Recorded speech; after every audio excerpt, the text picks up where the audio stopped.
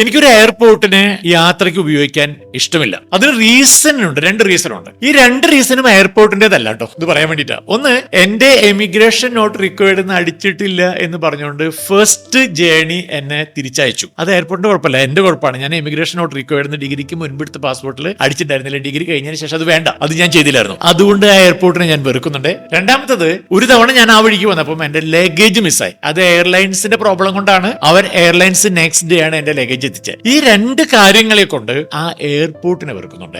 ഇന്ന് ബിസിനസ് നടക്കുന്നവര് ഈ കസ്റ്റമർ നിങ്ങളെ അവന്റെ ലിസ്റ്റിൽ നിന്നും മാറ്റാൻ എന്തൊക്കെ നെഗറ്റീവ്സ് നിങ്ങൾക്കുണ്ട് എന്ന് നോക്കുന്നവനാണ് കസ്റ്റമർ. ഒരു കസ്റ്റമറിനെയും നെഗറ്റീവ് വരാത്ത വിധത്തിലുള്ള ഒരു എൻവയറമെന്റ് ഒരുക്കിക്കൊണ്ട് പ്രൊഡക്റ്റും സർവീസും കൊടുക്കാനുള്ള മേന്മ, ക്വാളിറ്റി ഡേ ബൈ ഡേ നമ്മൾ അപ്ഡേറ്റ് ചെയ്തില്ലെങ്കിൽ പല കാരണങ്ങൾ വെച്ച് നമ്മളെ ഒഴിവാക്കാൻ നോക്കുന്നിടത്ത് നിങ്ങളുടെ സ്ഥാപനം വന്നേക്കാം. അപ്പൊ നിങ്ങളുടെ ബിസിനസിനെ ബാധിച്ചേക്കാം. അതുപോലെ തന്നെ പ്രോഡക്റ്റിനകത്ത് കസ്റ്റമർ സെൻട്രിക് അപ്രോച്ച് എന്ന് പറയുമ്പോൾ കസ്റ്റമറിന്റെ സൈഡിൽ നിന്ന് ചിന്തിച്ചിട്ട് അവന് കൊടുക്കാൻ പറ്റുന്നതിന്റെ ബെസ്റ്റ് കൊടുക്കാൻ പറ്റുന്നുണ്ടെന്ന് ഉറപ്പാക്കാനുള്ള ഒരു സിസ്റ്റം നമ്മുടെ ബിസിനസ്സിൽ ഇല്ലെങ്കിൽ അത് ബിസിനസ്സിന് ഒരു പരാജയമായിട്ട് വരാൻ സാധ്യതയുണ്ട്. ശരിയല്ലേ?